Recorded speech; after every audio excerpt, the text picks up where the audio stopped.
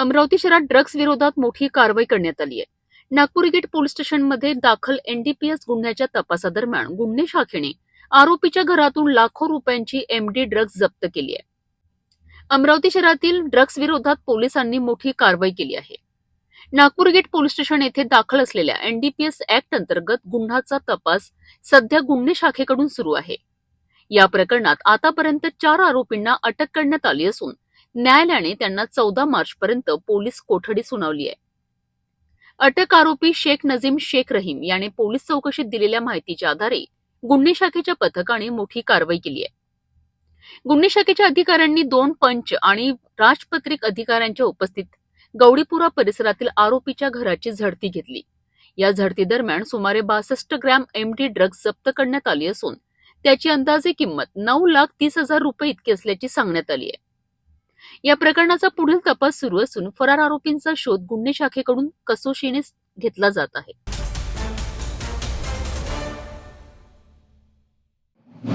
अमरावती शहरात LBT cable चोरीचा मोठा प्रकार उघडकीस आला आहे। मिळालेल्या माहितीनुसार एका गोदामातून एलबीटी केबलची बंडल चोरीला गेल्याची तक्रार दाखल करण्यात आली होती।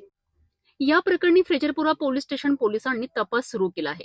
तपासादरम्यान 2 आरोपींना अटक करण्यात आली असून त्यांनी गोदामातून एलबीटी केबलचे बंडल चोरी केल्याची कबुली दिली आहे।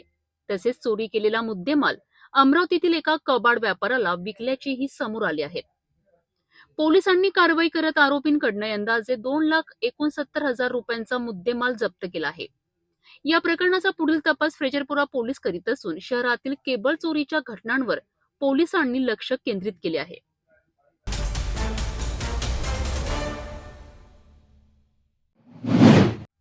अमरावती शहरातील नागपुरी गेट पोलीस स्टेशन येथे रमजानच्या पवित्र महिन्यानिमित्त गुरुवारी सायंकाळी इफ्तार पार्टीचे आयोजन करण्यात आले।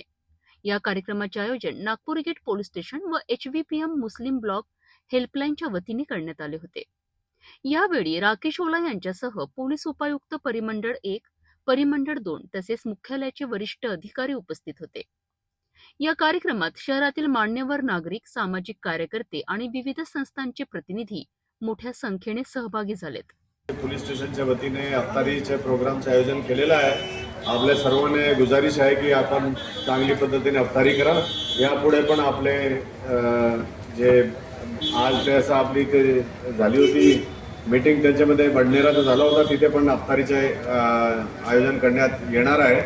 आपल्याला सर्वांना धन्यवाद की आपण सर्व इथे उपस्थित आले। धन्यवाद। रमजानच्या या पवित्र महिन्यात सर्वांनी एकत्रित येऊन रोजा इफ्तार केला आणि देशात शांतता, सौहार्द व प्रगतीकरिता प्रार्थना करण्यात आली। आयोजकांच्या मते अशा कार्यक्रमांमुळे समाजात आपसी विश्वास, भाईचारा आणि सामाजिक ऐक्य अधिक मजबूत होते। रहम का, करम का, आफियत का, सहूलत का, दरगुजर का मामला फरमा। ए अल्लाह, पूरे आलम में, पूरे मुल्क में अमन अमान शांति कायम फरमा। ए मालिक, तमाम बिरदरान वतन को मिलजुल के रहने की तौफीक नसीब फरमा। हमारे अखलाक को बुलंद फरमा। ऐ अल्लाह, हमारे अमाल में इखलास नसीब फरमा। हमारे अमालों को कबूल फरमा। हमारे नमाज़ों को, हमारे रोज़ों को और हमारे तिलावत ज़िक्र को कबूल फरमा। ऐ अल्लाह, ऐसे अमाल तो नहीं जिसको पेश करके कामयाबी हासिल कर सके। जो भी टूटी फूटी मेहनत करते हैं, इबादत करते हैं, हमारी रियाजतें, हमारी इबादतें, आप हमें इस तमाम इबादत को कबूल फरमा लीजिए। ऐ अल्लाह, पूरे आलम में अमन अमान शांति कायम, तमाम आलम के अंदर ऐ अल्लाह अमन शांति कायम फरमा। ऐ मालिक, ऐ अल्लाह, तमाम जितने भी ऐ अल्लाह जिन्होंने दुआ का कहा है, दुआ के पूरा फरमा। हमसे पहले जो आपके पास पहुंच गए हैं, सबकी मग़फ़िरत फरमा। उन सबको वहाँ के बाग़ात बिस्तर अता फरमा। हमारे वालिदैन मग़फ़िरत फरमा। ऐ अल्लाह, जो भी हमने पढ़े हैं, जो भी तिलावत किए हैं, सबका सवाब हमारे आका जनाब मोहम्मद रसूलुल्लाह सल्लल्लाहु अलैहि वसल्लम को नसीब फरमा।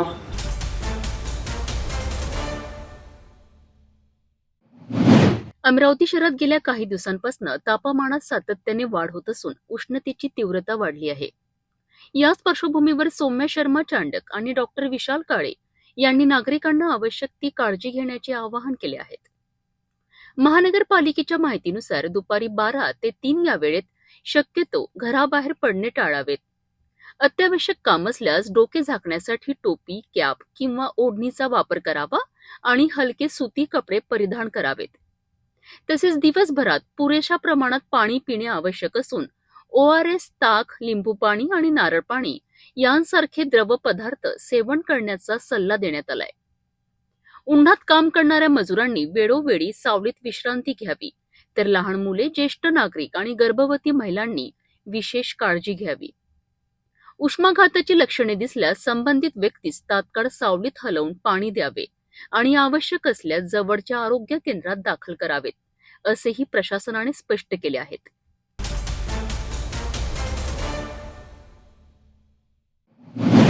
अमरावती महानगरपालिकेची आमसभा येत्या 17 मार्च रोजी आयोजित करण्यात आली आहे.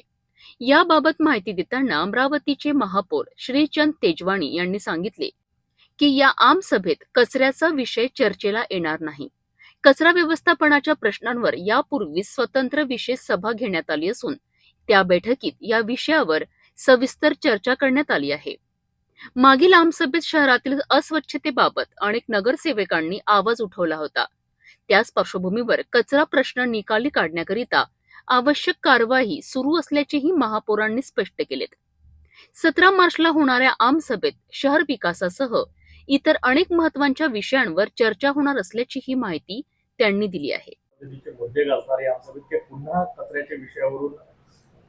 नहीं, इसके कचरे का विषय नहीं आने वाला इस बार में। कारण क्या है कि मैं उसके लिए विशेष सभा ले चुका हूँ।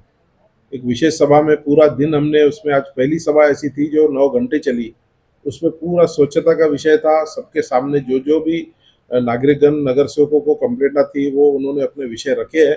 वो विषय पे बाकायदा हम गौर कर रहे हैं और एक एक चीज़ को हम सीधा करते जा रहे हैं। जल्द से जल्द नगर सेवकों को भी तकलीफ नहीं होगी और हमारे अमरावती के नागरिकों को भी तकलीफ नहीं होगी। हम स्वच्छता के ऊपर पूरा ध्यान है। रहा सवाल एक आपने बोला था जादव साहब और चौहान साहब का, कैसा है, ये अधिकारी वर्ग काम कर चुका है वहाँ पे। जैसे जैसे हम हमारे हिसाब से पद्धत से काम करने बोल रहे हैं वो काम कर रहे हैं, और जिस दिन भी हमको लगा कि वो काम के प्रति उनकी लापरवाही है तो उसी दिन हम उनका निर्णय लेंगे। फिलहाल अभी उनका सहयोग और हमारे सहयोग से हम वो काम कर रहे हैं। जल्द से जल्द अमरावती स्वच्छ होंगी। जो उनके कारण कोई तकलीफ आ रही है तो हमें कोई भी तकलीफ नहीं है उनको हटाने में और उनका वहाँ से ट्रांसफर करने में। विषय अभी डाले हुए हैं, सभी नगर सेवकों के विषय है, कुछ प्रस्ताव है। मेरे पास अभी आया नहीं है सर्कुलर। जैसे सर्कुलर आया तो आपको सभी मालूम ही पड़ जाएगा।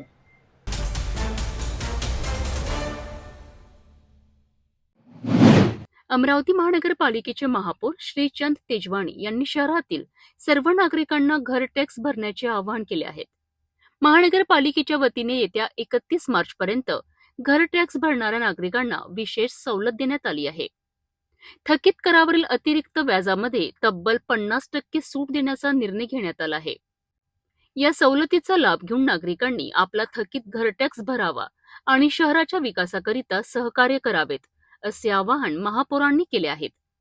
नागरिकांना वेळेत कर भरल्यास महानगरपालिकेला विविध विकास कामे राबविण्यास मदत होणार असल्याचेही त्यांनी सांगितले.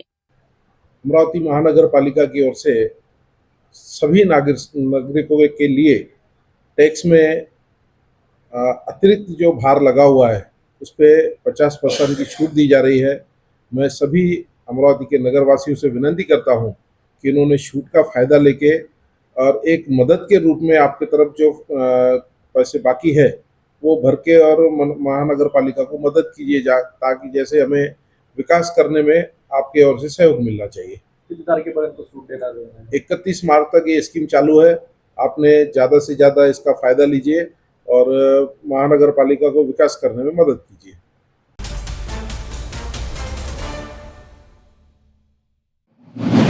इराण आणि इस्रायल या 2 देशांमध्ये सुरू असलेल्या संघर्षाचा परिणाम आता भारतातही जाणवू लागल्याचे चित्र आहे. देशातील अनेक भागांमध्ये व्यावसायिक गॅसचा तुटवडा निर्माण असल्यामुळे हॉटेल व्यावसायिक अडचणीत आले आहेत. याच पार्श्वभूमीवर अमरावती महानगरपालिकेचे महापौर श्रीचंद तेजवाणी यांनी प्रतिक्रिया दिली आहे. त्यांनी सांगितले आहे की सध्या फक्त व्यावसायिक गॅस पुरवठ्यात काही अडचणी निर्माण झाल्या आहेत, मात्र घरगुती वापराकरिता लागणाऱ्या गॅसचा पुरेसा साठा उपलब्ध असल्यामुळे नागरिकांनी घाबरण्याचे कारण नाही, असेही त्यांनी स्पष्ट केले. देशाचे नेतृत्व परिस्थिती सक्षमपणे हाताळत असल्याचे सांगत त्यांनी नागरिकांना अफवांवर विश्वास न ठेवण्याचे आणि गॅससाठी कुठेही गर्दी न करण्याचे आवाहन केले आहे. ये ऐसा कुछ भी नहीं है। मेरे प्रधानमंत्री जो है सक्षम नेतृत्व कर रहे हैं देश का, उनको ये मालूम है कि हमको किस किस चीज़ की अड़चन जाने वाली है। उनका कोई भी प्रॉब्लम भारत के नागरिकों को नहीं जाना है। ये सिर्फ विरोधियों की चाल है, विरोधियों ने इसको फैलाया हुआ है। ऐसा कुछ भी नहीं है। कमर्शियल सिलेंडर में थोड़ी बार तकलीफ होने वाली है, बाकी घरेलू सिलेंडर की कोई भी नहीं है। आप सभी नागरिकगण कृपया ध्यान दें, कोई भी भीड़ करने की नहीं है। आपके जो समय है वो समय पर आपका बुकिंग जैसे करते आप बुकिंग कर लीजिए, आपका समय पे सिलेंडर घर पे पहुंचेगा, ये मैं गवाही देता हूँ. कमर्शियल गॅसमध्ये मोठ्या प्रमाणात तुटवडा दिसून येत आहे. अमरावती शहरातील काही हॉटेल बंद करण्याच्या सध्या तयारीत लागलेले आहेत, काय सांगाल? ऐसा कुछ नहीं है, उनको जितना मिलना चाहिए उतना नहीं मिल रहा है. थोड़ा सा उनके लिए कैसे, पहले हमारे पीछे है घरेलू सिलेंडर, जितना हम घरेलू का स्टॉक करके रखे और घरेलू को दे रहे हैं उतना कमर्शियल को नहीं दे पाएंगे. उनके पास में अतिरिक्त सोर्स रहते हैं, होटल बंद करने का विषय नहीं आता है, पर थोड़ा बहुत इस पर और किसी इस पे व्यवस्थित होके काम करे और कम है तो कम के इस पे चलाए. सभी हो सकता है, ऐसा कोई बहुत बड़ा नहीं है. बाकी इतना उसको इतना बड़ा इशू बना के कोई विषय नहीं है इसमें. किती दिवस अशा प्रकारचं चालू राहणार, म्हणजे किती दिवस नागरिकांना त्रास सहन करावा लागणार आहे? नहीं, त्रास का तो मैंने पहले बोला, त्रास है ही नहीं. अब वो विरोधियों ने इतनी बोमबाट करके रखा है, पेपरबाजी ऐसी होके गई है, तो उसमें ऐसा लग रहा है. बाकी ऐसा कोई विषय नहीं है. हमने भी, मैं अपने घर की मैं बुकिंग करता हूँ, मुझे भी टाइम पे सिलेंडर मिल रहा है. मुझे तो नहीं लग रहा है कि त्रुटि है.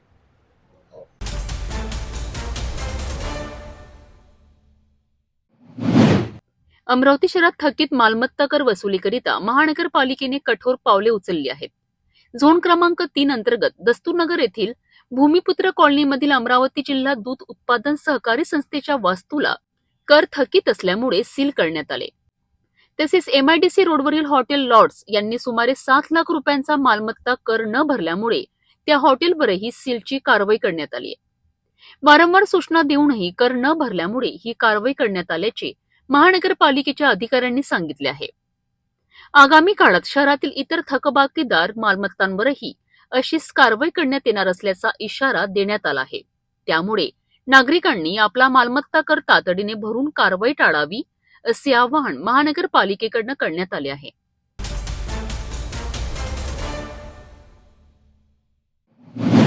अमरावती जिल्ह्यातील दर्यापूर येथे एक धक्कादायक घटना घडली आहे. अकोटवरून दर्यापूर आगाराकडे येत असलेल्या बसला अचानक आग लागल्याची घटना घडली आहे. ही घटना दर्यापूर येथील रेल्वे क्रॉसिंग जवळ घडली असून बस क्रमांक MS09E2260 असल्याची माहिती समोर आली आहे.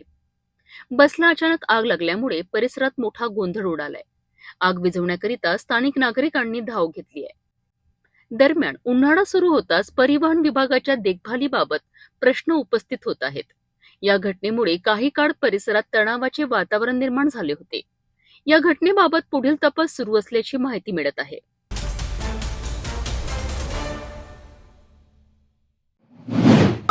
अरे उधर से हो जाओ,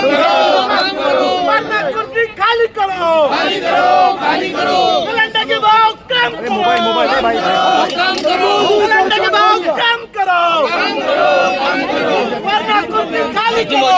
नागपूर शहरात घरगुती गॅस सिलेंडर दरवाढ आणि तुटवड्याच्या मुद्द्यावर राजकीय वातावरण चांगलेच तापलेले पाहायला मिळालेत.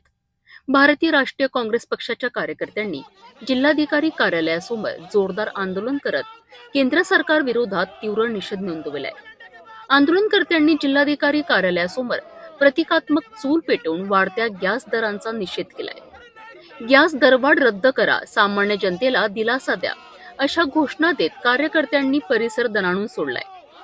यावेळी काही आक्रमक कार्यकर्त्यांनी थेट जिल्हाधिकारी कार्यालयात शिरण्याचा प्रयत्न केला. त्यामुळे काही काळ तणावाचे वातावरण निर्माण झाले. मात्र पोलिसांनी तात्काळ हस्तक्षेप करत आंदोलनकर्त्यांना रोखले आणि परिस्थिती नियंत्रणात आणली. काँग्रेसच्या पदाधिकाऱ्यांनी आरोप केला आहे की घरगुती गॅस सिलेंडरचे दर सातत्याने वाढत असल्यामुळे सर्वसामान्य नागरिकांचे जगणे कठीण झाले आहे. त्यातच अनेक ठिकाणी सिलेंडरचा तुटवडा निर्माण झाल्यामुळे गृहिणींसमोर मोठे संकट उभे राहिले आहेत. या देशामध्ये नुकताच घरगुती सिलेंडरची 60 रुपये झालेली दरवाढ, त्यानुसार बेसिक सिलेंडरची 115 रुपयांनी झालेली दरवाढ, ही नागरिकांना या दरवाढीपासून कुठेतरी न्याय मिळावा याकरता आज हे आंदोलन करण्यात आलेलं होतं. प्रत्येक वेळी या सिलेंडरची दरवाढ करून सरकार नागरिकांवर, ह्या जनतेवर जो अन्याय करत आहे, या अन्यायाच्या विरोधात हे आंदोलन होतं. एवढंच नव्हे तर आज शहरामध्ये बऱ्याचशा गॅस गोडाऊनच्या बाहेर अर्धा एक किलोमीटरच्या नागरिकांच्या रांगा लागलेल्या आहे. एकीकडे प्रशासन सांगतं की कुठेही तुटवडा नाही, आणि एकीकडे नागरिकांच्या ज्या रांगा लागलेल्या आहे, OTP शिवाय त्यांना सिलेंडर येणं मुश्किल झालेलं आहे. जे 15 दिवसामध्ये जे सिलेंडर मिळत होतं त्याचा कालावधी आज 25 दिवस करण्यात आलेला आहे. ह्या सर्व गोष्टींचा नागरिकांना जो संभ्रम पसरण्यात आलेला आहे, त्याच्यापासून या जनतेला कुठेतरी न्याय मिळावा या मागण्या घेऊन आज आम्ही इथे जिल्हाधिकाऱ्यांना निवेदन दिलं. जिल्हाधिकाऱ्यांचं असं म्हणणं होतं किंवा आम्ही सांगितलं का आजच्याच वर्तमानपत्रामध्ये जे काही मेडिकल कॉलेज आहे तिथे सुद्धा तुटवडा झालेला आहे, ते त्यांच्या निदर्शनात आणून दिलं. परंतु जिल्हाधिकाऱ्यांनी सांगितलं की अशा कुठल्याही प्रकारची बाब नाही, स्टॉक हा भरपूर प्रमाणात उपलब्ध आहे. त्याच्यामुळे हा जो संभ्रम निर्माण झालेला आहे हा दूर करावा ही मागणी आम्ही या काँग्रेस पक्षाच्या वतीने आज जिल्हाधिकारी. संजीव भाऊ, अनेकांकडे एकच सिलेंडर आहे, अशा वेळेस त्यांच्या घरचं सिलेंडर गेलं तर OTP येत नाही आहे आणि सिलेंडरही मिळत नाही आहे. मग OTP जो आहे ही त्यांची एक प्रक्रिया आहे, परंतु त्याच्यापासूनच मुक्तता मिळण्याकरता या सुद्धा बाबीवर आमचं त्यांच्यासोबत चर्चा झालेली आहे. आणि पहिले लोकांना नंबर लावला की सिलेंडर मिळून जायचं, OTP हा काही 100% कंपल्सरी नव्हता. त्याच प्रकारे आता सुद्धा नागरिकांना सुविधा उपलब्ध करून द्यावी ही सुद्धा मागणी आम्ही तिथे ठेवतो. 4 दिवसापासून दररोज लाईन लागत आहे गॅस गोडाऊन पुढे आणि ऑनलाईन नंबरही लागत नाही आहे. आम्ही सांगितलं ना आता की लोकांमध्ये जो संभ्रम निर्माण करण्यात आलेला आहे की एकीकडे थोडा जाणीव लोकांना होत आहे, हॉटेल्समध्ये सिलेंडर मिळत नाही आहे. बऱ्याच आपण माध्यमातून जर बघितलं असेल तर बरेचसे हॉटेल बंद होण्याच्या स्थितीवर आलेलं आहे. आणि अशा परिस्थितीमध्ये नागरिकांनी गॅस गोडाऊनच्या समोर ही घरी दूध चूल जी पेटते तिथे कुठे ती विझू नये आणि सिलेंडर हा उपलब्ध असला पाहिजे. यानी लोकांनी आज गॅस गोडाऊनसमोर ज्या रांगा लावून ठेवलेल्या आहे त्यासाठी काँग्रेस पक्षाने आज आम्ही इथे निवेदन दिले. सरकारने तात्काळ गॅस दरवाढ मागे घ्यावी, सिलेंडरचा पुरेसा पुरवठा करावा आणि सामान्य नागरिकांना दिलासा द्यावा, अशी मागणी काँग्रेसच्या कार्यकर्त्यांनी केली आहे. या मागण्यांसंदर्भात जिल्हाधिकाऱ्यांना निवेदन देण्यात आले. दरम्यान आंदोलनामुळे काही काळ जिल्हाधिकारी कार्यालय परिसरात तणावपूर्ण वातावरण निर्माण झाले होते. पुढील काळात या मुद्द्यांवर आणखी तीव्र आंदोलन छेडण्याचा इशाराही काँग्रेसकडून देण्यात आला आहे. सर, पण OTP शिवाय सिलेंडर देत नाही आणि आधी होतं ना ताई, आधी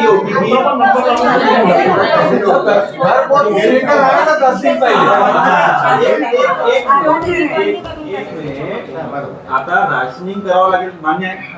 आता मला एक तुम्ही प्रॅक्टिकल सांगा, जर युद्धांमध्ये त्या तिथून गल्फमधून येऊच दिलं नाही तर टंचाई आता नाही आहे, पण 2 हप्त्यामध्ये येऊ शकतं. बरोबर आहे. आता आपण 2 घंटे चूल पेटवतो, आपण 1.5 घंटे राशनिंग तर करावं लागेल ना, शॉर्टेज नाही आहे. पण याच्या अर्थ नाही आपण, त्यामुळे आधी 15 दिवसामध्ये तुम्ही बुकिंग करू शकतो. ते आता 20 केलेलं आहे. चुलीवर आणलंच नाही ना, कशाला आता म्हणतात आणि चूल म्हणजे हे ऑलरेडी झालं ताई, ऑलरेडी आमची टीम आहे, आमच्या टीम तिथे चाललेले आहे. मला एक सांगा, अगर शॉर्टेज होता तो कितने होटल बंद हुए क्या? मैंने कहा होटल वालों को बुलाया था, होटल चल रहे सब, मतलब नहीं पैनिक हो गए सर लोग, मैं वही बोल रहा हूँ पैनिक हो गए. तो अभी देखो हमने कितना भी बोला तो लोगों का पैनिक जब जाना है तभी जाएगा. 3 बार बात किया, मैं मीडिया से ही बात किया, अभी करता हूँ मी आमचा प्रयत्न करतो. तुम्ही पण ॲज अ पदाधिकारी, ॲज अ नगरसेवक तुमचं पण इन्फ्लुअन्स असते. त्यांनाही सांगा की आम्ही कलेक्टर साहेब भेटून आलो, शॉर्टेज कुठेच नाही, काही करू नका. आणि आता तर पुन्हा क्लिअर आम्ही काय शॉर्टेज वगैरे सांगू सगळं की दरवाढ वाढली तसं विचारते सगळं काय एक काम करा, मेरे को 3-4 एग्जांपल दो. आदमी ने बोला कि मेरे से लिया, फिर ठीक है बिल्कुल रिटर्न द्यावं. मग मी काय करतो की बाबा या एजेंटनी माझ्याकडून 1200च्या वर 1000 रुपये घेतले, मला सिलेंडर दिला, तो उसका मेरे कंप्लेंट को रिटर्न में मैं अभी उसको उठाता हूँ. ठीक है. मी काय म्हटलं, 3 उदाहरण द्या, भरपूर नाही, 3च द्या, बघू काय करता येईल.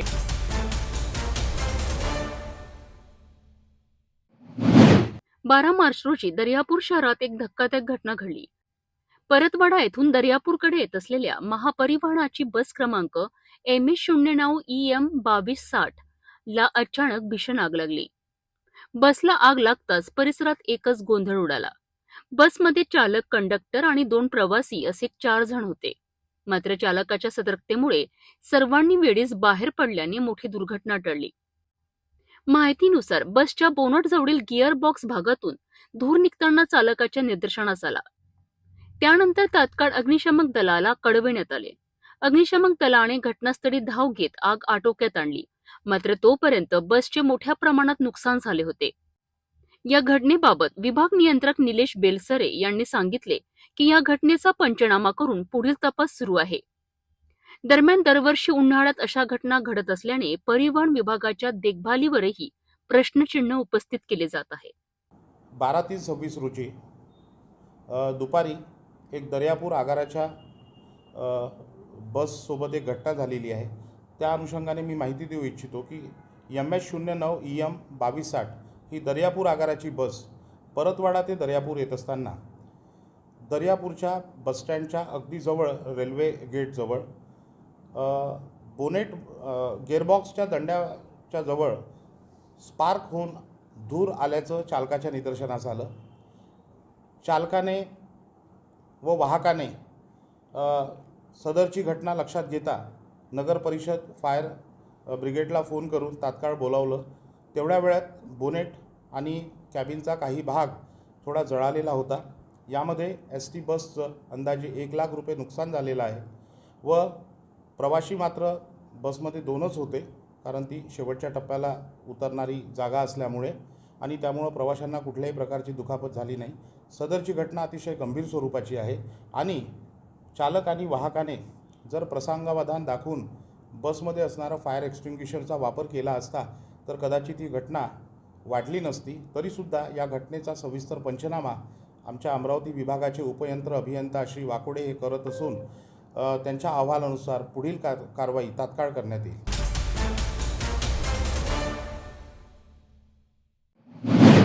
रामटेक तालुक्यातील मणसर कांद्रे RTO चेकपोस्टवर लाचलुचपत प्रतिबंधक विभागाने मोठी कारवाई केली आहे. मिळालेल्या माहितीनुसार ट्रेलर पास करण्याकरिता 1000 ते 1500 रुपयांची लाच मागितली जात असल्याची तक्रार ACB कडे करण्यात आली होती. तक्रारीची पडताळणी केल्यानंतर 11 मार्च रोजी ACBने सापळा रचला. या कारवाईत मोटर वाहन निरीक्षक अभिजित मधुकर टाले यांच्या अखत्यारीतील एजंट सुशील विनोद रामटेकेकर याला 1000 रुपयांची लाच स्वीकारताना पंचासमक्ष रंगेहात पकडण्यात आले. यानंतर चेकपोस्ट कार्यालयाची झडती घेतली असता तब्बल 4,31,290 रुपये रोख रक्कम आढळून आली आहे. दोन्ही आरोपींना ताब्यात घेण्यात आले असून रामटेक पोलीस ठाण्यात भ्रष्टाचार प्रतिबंधक कायद्यानुसार गुन्हा नोंद करण्याची प्रक्रिया सुरू आहे. ही कारवाई डॉक्टर दिगंबर प्रधान यांच्या मार्गदर्शनाखाली करण्यात आली आहे.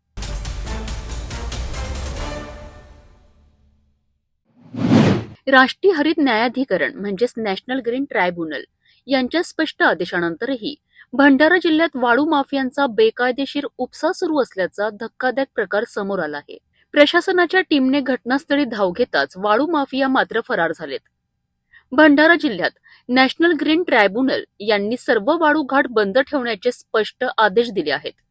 मात्र या आदेशांना केराची टोपली दाखवत काही वाळू माफिया भंडारा जिल्ह्यातील नदीपात्रातून रात्रीच्या अंधारात बेकायदेशीर वाळू उपसा करत असल्याचा प्रकार समोर आला आहे. ही घटना पवनी तालुक्यातील कातखेडा वाळूघाट परिसरात उघडकीस आली आहे. मिळालेल्या माहितीनुसार कातखेडा वाळूघाट एका खासगी कंपनीला देण्यात आला असला तरी सध्या जिल्ह्यात वाळू उपसा पूर्णपणे बंद आहे. तरी देखील रात्रीच्या वेळी नदीपात्रातून मोठ्या प्रमाणात वाळू काढली जात असल्याची माहिती समोर आली आहे. ही माहिती समोर येताच जिल्हाधिकारी यांनी तातडीने अधिकाऱ्यांची टीम घटनास्थळी पाठवली. मात्र अधिकारी पोहोचण्यापूर्वीच वाळू माफिया तेथून फरार झालेत. घटनास्थळी कोणतेही वाहन आढळले नाहीत. मात्र नदीपात्रात मोठ्या प्रमाणात वाळू उपसा केल्याचे स्पष्ट चिन्ह दिसून आलेत. प्रशासनाने घटनास्थळी पंचनामा करत संपूर्ण माहितीची नोंद केली आहे. या प्रकरणात संबंधित घाट मालकांकडून खुलासा मागविण्यात येणार असून नियमांचे उल्लंघन झाल्यास कठोर कारवाई केली जाईल असा इशाराही खनिकर्म विभागाने दिला आहे. एनजीटीच्या आदेशानंतरही सुरू असलेला हा बेकायदेशीर वाळू उपसा प्रशासनाच्या कार्यपद्धतीवर प्रश्नचिन्ह निर्माण करीत आहे. पवनी तालुक्यातील खातखेडा येथील रेती घाटामधून रात्री मोठ्या प्रमाणात चोरी होत आहे याबाबत बातम्या प्रसिद्ध झाल्या होत्या. तसेच तक्रारीसुद्धा प्राप्त झाल्या. त्या अनुषंगाने माननीय जिल्हाधिकारी भंडारा यांच्या निर्देशान्वये जिल्ह्याचे पथक तसेच उपविभागीय अधिकारी भंडारा यांचे पथक यांनी तात्काळ कारवाई करून तिथे भेट दिली. तथापि भेटीच्या वेळेस तिथे कोणत्याही प्रकारचे वाहन उपलब्ध चोरी करताना आढळून आले. कदाचित ते वाहन पडून गेले असतील. त्या अनुषंगाने तेथील पंचनामा करण्यात आला. संबंधित रेती घाटात याबाबत खुलासा मागवण्यात येईल व त्याला नोटीस बजावण्यात येईल. तसेच त्या अनुषंगाने कारवाई करण्यात येईल. या पुढे कोणत्याही रेती घाटातून चोरी होणार नाही याबाबत माननीय जिल्हाधिकारी यांचे कडक निर्देश असून कोणालाही या प्रकरणात इन्व्हॉल्व असल्यास त्यांना सोडण्यात येणार नाही असे साहेबांनी निर्देश दिले आहे. तसेच तिथून चोरी होणार नाही याकरिता दिवसा रात्री तिथे कर्मचारीची नियुक्ती करण्यात येत आहे.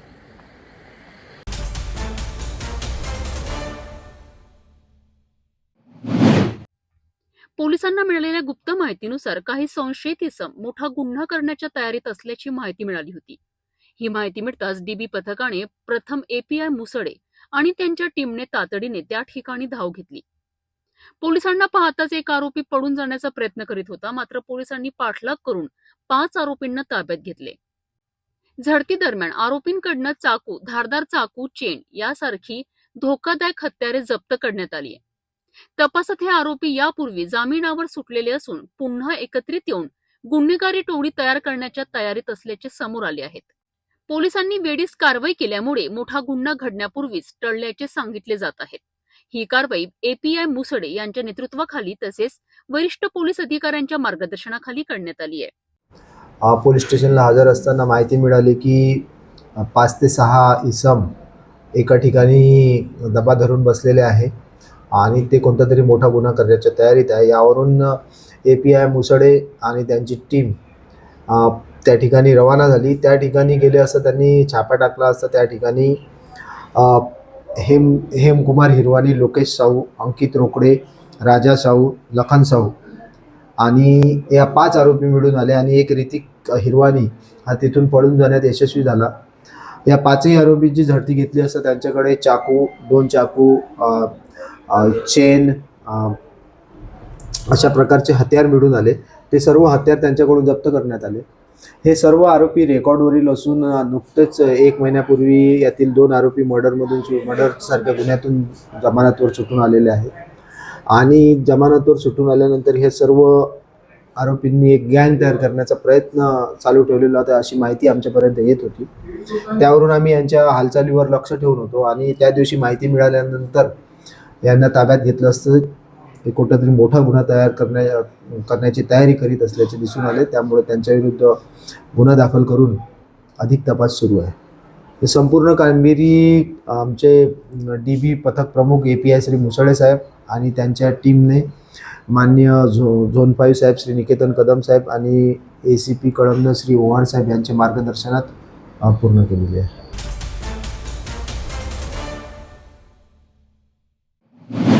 भंडारा जिल्ह्यातील पवनी शहरात एका 12 वर्षाच्या विद्यार्थ्याने स्वतःच्या अपहरणाचा बनाव रचल्याची धक्कादायक घटना समोर आली आहे. शाळेतील किरकोळ वाद लपवण्याकरिता या विद्यार्थ्याने किडनॅपिंगची खोटी कथा तयार केल्याचे तपासात उघड झालेत. भंडारा जिल्ह्यातील पवनी शहरात एका धक्कादायक आणि तितकाच चिंताजनक प्रकार समोर आला आहे.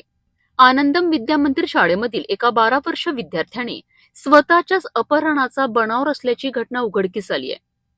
मिळालेल्या माहितीनुसार शाळेत 2 विद्यार्थ्यांमध्ये किरकोळ वाद झाला होता. या वादानंतर रागाच्या भरात संबंधित विद्यार्थ्याने वर्गातील टेबलवर काही अभद्र शब्द लिहिलेत. ही बाब शिक्षकांच्या लक्षात आल्यानंतर त्यांनी विद्यार्थ्याच्या पालकांना शाळेत बोलावण्यास सांगितले. मात्र पालकांकडनं रागावले जाईल आणि शिक्षा होईल या भीतीने विद्यार्थी घाबरून गेला. या भीतीतून मार्ग काढण्याकरिता त्याने मोबाईलवर उपाय शोधण्याचा प्रयत्न केला आणि अखेर स्वतःच्याच अपहरणाचा बनाव रचण्याचा निर्णय घेतला. विद्यार्थ्याने आईला फोन करून बस स्टॉपवर उभा असताना एका अनोळखी व्यक्तीने चाकूच्या धाकावर आपले अपहरण केल्याचे सांगितले. तसेच नाकावर रुमाल ठेवून बेशुद्ध केलेत आणि नागपूरच्या दिशेने नेत असताना उमरेडजवळ एका मंदिराजवळ शुद्ध आल्यावर आरडाओरड केल्याने अपहरणकर्ते पडून गेल्याची कथा त्याने आईला सांगितली. मात्र या कथेबाबत संशय आल्याने पालकांनी परिसरातील सीसीटीव्ही फुटेज तपासलेत. फुटेजमध्ये अपहरणासारखी कोणतीही घटना दिसून आली नाही. यानंतर पालक आणि पोलिसांनी विद्यार्थ्यांची चौकशी केली असता अखेर त्यांनी भीतीपोटी हा खोटा बनाव असल्याची कबुली दिली. या प्रकरणानंतर मोबाईलचा वाढता वापर, मुलांमधील मानसिक तणाव आणि पालक मुलांमधील संवादाचा अभाव हा मुद्दा पुन्हा चर्चेत आला आहे. या घटनेबाबत माहिती देताना निलेश ब्राह्मणे यांनीही पालकांनी मुलांशी संवाद वाढवण्याचे आवाहन केले आहे. एक मेसेज आला आहे की एक अल्पवयीन मुलाला चाकू लावून किडनॅप केलेला आहे. त्यावरून पवनी पोलिसांनी तात्काळ दखल घेतली व सदर घटनेची शहानिशा केली असता सदर अल्पवयीन मुलाला विचारपूस केली असता त्यांनी असे सांगितले की टेक्नॉलॉजीचा वापर करून त्यांनी सदर घटनेचा बनाव तयार केलेला आहे आणि त्यानंतर त्यांनी सदरची ही जी घटना आहे ही अंमलात आणलेली आहे. तरी पालकांना विनंती आहे की आपले मुलं मोबाईलमध्ये काय सर्च करतात याकडे लक्ष द्यावे, जेणेकरून गंभीर घटना होणार नाही याची काळजी घ्यावी.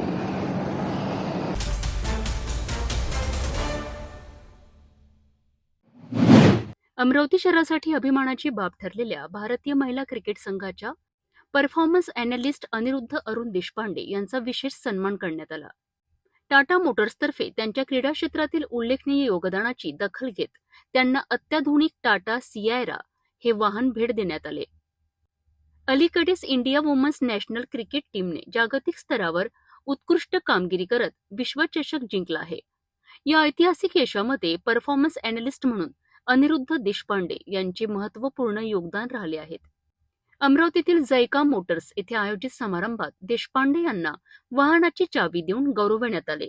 यावेळी मान्यवरांनी त्यांच्या कार्याचे कौतुक करत पुढील वाटचालीकरिता शुभेच्छा दिल्यात. आय थिंक जो वर्ल्ड कप होता सगळ्यांनीच खूप चांगला परफॉर्मन्स केला आणि या वर्ल्ड कपमुळे क्रिकेटच नाही तर वुमन्स स्पोर्ट्समध्ये जे एम्पॉवरमेंट होईल आणि जे होतं आहे सध्या जे आम्हाला दिसतं आहे ते खूप चांगल्या लेवलवर होणार आहे. हा world cup women's world cup फक्त क्रिकेटसाठीच नव्हता पण सगळ्या स्पोर्ट्ससाठी होता. बिकॉज या वर्ल्ड कपमुळे ज्या बाकी स्पोर्ट्सच्या मुलींना जी एक मोटिवेशन आली आहे, एक जी स्पोर्ट्समॅन स्पिरिटची त्यांची वाढली आहे ती खूप चांगली झाली आणि खूप मोठी कामगिरी केली आहे. 52 वर्षाच्या इतिहासात पहिल्यांदा आपण हा वर्ल्ड कप जिंकलो आणि आय एम सो हॅपी मी या वर्ल्ड कप टीमचा पार्ट होतो. आणि त्याच्यापेक्षा जास्त म्हणजे आपल्या इंडियात लिगसी ज्याला म्हणतात जी टाटाजने मेंटेन केली आणि त्यांनी नॉट ओनली प्लेयर्स पण सपोर्ट स्टाफला पण जी गाडी गिफ्ट केली आहे आणि मला दिसते आज I think nothing more than Tata man just the best day of my life असं मला वाटतं. आणि आणखी वुमन्स टीमने पहिल्यांदा वर्ल्ड कप जिंकलेला आहे आणि त्याबद्दल तुमचं खूप खूप अभिनंदन सर की तुम्ही वर्ल्ड कप टीमच्या सोबत होते आणि अमरावतीमधून हा खूप आनंदाचा आणि महत्त्वाचा क्षण आहे की तुम्ही आपल्या अमरावतीचे पुत्र जे BCCIच्या लेवलवर आणि आंतरराष्ट्रीय लेवलवर काम करत आहात. खरंच हा अमरावतीसाठी खूप महत्त्वाचा आणि आनंदाचा क्षण आहे. त्याबद्दल तुम्ही काय सांगाल? नक्कीच. आय थिंक मी एकच सांगू शकेल की जर का अमरावती वरून लोक इंटरनॅशनल लेवलवर जात आहेत दॅट मीन्स हा रिझल्ट आहे फक्त हार्डवर्कचा. सो आता ती गोष्ट राहिली नाही की आपण मुंबई पुणे या शहरातूनच वरती जाऊ शकतो. इनफॅक्ट तुम्हाला हे सांगू इच्छितो मी की जितेश शर्मा, अपूर्व वानखडे, दिशा कासट, भारती फुलमाली या लोकांनी ऑलरेडी WPL, IPL आणि इंटरनॅशनल लेवलवर कामगिरी केली आहे आणि त्यांच्यात मी ॲडप्ट झालो आहे. आणि अजून प्राऊडची गोष्ट म्हणजे सगळे मला ज्युनियर्स आहेत, सगळे अनिलाला म्हणून मला कॉल करतात. सो आय थिंक हे एक गोष्ट सगळ्यांसाठी खूप इम्पॉर्टंट आहे की स्वप्न मोठे बघा आणि ते पूर्ण करायला फक्त डेडिकेशन ठेवा आणि एक जिद्द ठेवा, ते नक्कीच पूर्ण होते आणि ते होतात, नक्की होतात. या सगळ्यांनी केले, मी पण ट्राय केलं, ते झालं. सो सगळ्यांना एकच मेसेज आहे सगळ्या स्पोर्ट्स पर्सनला की मोठे स्वप्न पहा, त्याच्यासाठी जीव तोड मेहनत करा. बिकॉज शेवटी मेहनत आणि तुमचं स्किलच शेवटी कामात येईल आणि तेच तुम्हाला वरच्या लेवलवर. तर हे सांगू शकतो मी की मेहनत करत राहा आणि आपल्या स्पोर्ट्सला आपल्या ड्रीममध्ये कन्वर्ट करा आणि त्या ड्रीमला रियालिटी करा.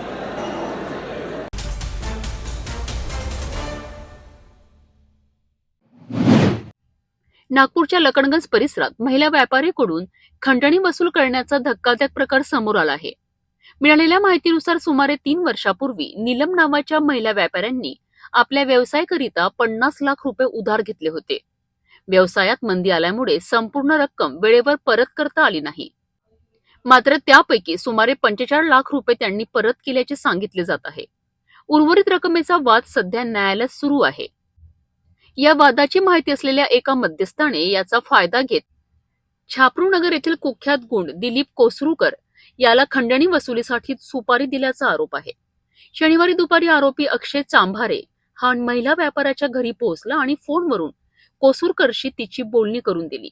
यामुळे कोसरूकरने शिवीगाळ करत 2 दिवसांच्या आत व्याजासह 65 लाख रुपये देण्याची धमकी दिली आहे.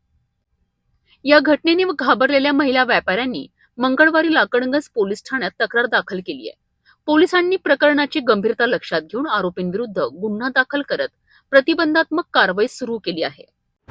पोलीस ठाणे लकडगंज येथे एक फिर्यादी नीलम साखरकर या महिला आल्या होत्या. त्यांनी त्यांच्या कंप्लेंटमध्ये सांगितलं की एक त्यांचा अक्षय चांभारे या व्यक्तीसोबत पैशाचा व्यवहार चालू होता. त्यासंबंधी कोर्टात केसही सुरू आहे. पण त्यांना 2 दिवसाआधी एक दिलीप कोसरूकर या व्यक्तीने त्यांना पैशाची मागणी केली व पैसे दिले नाही तर जीवे मारून टाकेल अशी तिला धमकी दिली. त्या प्रकरणाची गंभीरता आम्ही लक्षात घेऊन माननीय DCP sir Rahul Madane sir, ACP Shivprasad पारवे सर व senior PI Arun Kshirsagar sir यांच्या मार्गदर्शनाखाली आम्ही याचा तपास सुरू केलेला आहे. दिलीप कोसरूकर याचा पूर्वीचे रेकॉर्ड्स आहे. आम्ही त्याचाही तपास सुरू केलेला आहे आणि अक्षय चांभारे या व्यक्तीने त्यांची मदत घेऊन या महिलेला चांभारे या व्यक्तीने दिलीप कोसरूकर या व्यक्तीची मदत घेऊन महिलेला धमकवण्यासाठी फोन करायला लावलेला होता. तर 50 लाखाचा व्यवहार चालू होता. 3 वर्ष आधीची ही गोष्ट आहे. कोर्टात त्याची केसही सुरू आहे आणि त्या व्यक्तीने दिलीप कोसरूकर याने त्यांच्याकडनं 65 लाख रुपयाची मागणी केलेली होती. आता या संबंधीचा पुढील तपास सुरू आहे.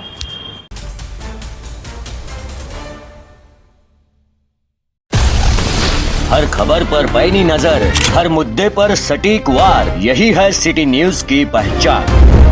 जहां सच्चाई की आवाज दबाई जाती है, वहां सिटी न्यूज उठाता है सवाल. हर स्क्रीन पर, हर प्लेटफॉर्म पर हमारी मौजूदगी बोलती है. सिटी न्यूज हमेशा सच के साथ.